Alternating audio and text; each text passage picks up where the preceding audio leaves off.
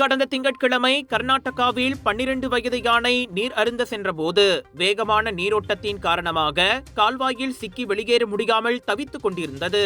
தகவல் அறிந்த வனத்துறை மீட்பு பணி வேலைகளை உடனடியாக துவங்கினாலும் அணையின் நீர்மட்டம் அதிகமாக இருந்ததால் அம்முயற்சி நிறுத்தப்பட்டது.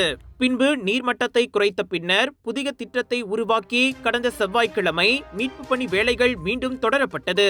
பெங்களூரில் இருந்து ஹைட்ரோலிக் கிரேன் கொண்டு வரப்பட்டு 100க்கும் மேற்பட்ட வனத்துறை பணியாளர்கள் மற்றும் வன மருத்துவர்கள் இணைந்து மீட்பு பணியில் ஈடுபட்டனர்.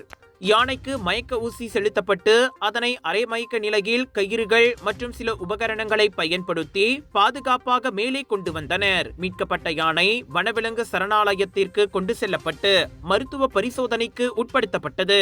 அது சீரான நிலையில் இருப்பதை உறுதி செய்த பின்னர் அதிகாரிகள் அதனை வனத்தில் விட்டனர்.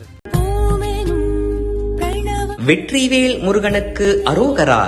சமயம் சார்ந்த சொற்பொழிவுகளை கேட்க காத்திருக்கும் அன்பர்களா நீங்கள்?